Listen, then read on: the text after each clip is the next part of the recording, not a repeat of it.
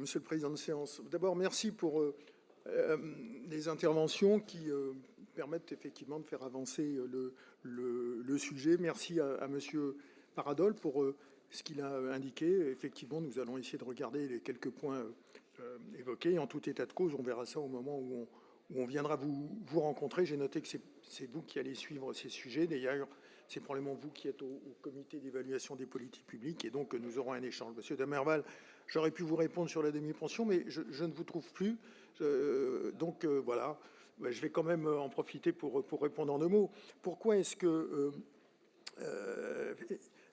la partie demi-pension ne figure plus? C'est tout simplement parce qu'elle est en remaniement. Voilà. Elle est en train d'être remise à jour avec de nouvelles politiques qui vont voir le jour. Et donc, quand un dispositif est en remaniement, on attend, avant de le réévaluer, que, comment je dirais, l'organisation finale de ce dispositif est effectivement mise en place.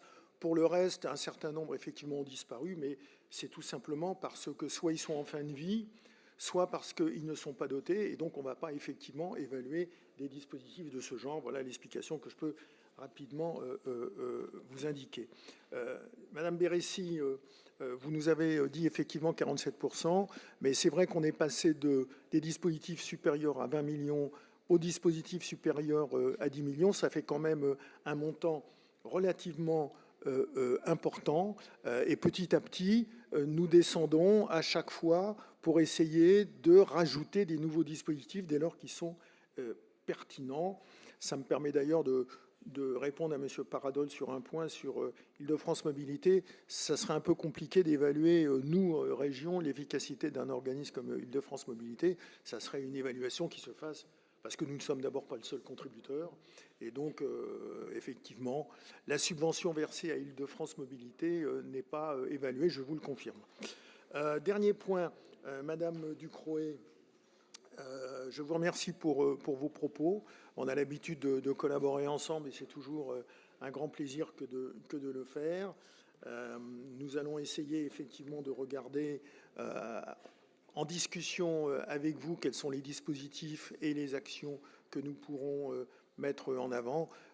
Encore une fois, je crois que les choses vont dans le bon sens, et le comité d'évaluation des politiques publiques à cet égard est quelque chose qui maintenant est unanimement reconnu. Permettez-moi peut-être en conclusion de dire que nous sommes considérés dans le cadre des différentes rencontres qui ont lieu en matière d'évaluation des politiques publiques au sein de différentes collectivités locales, régionales ou autres.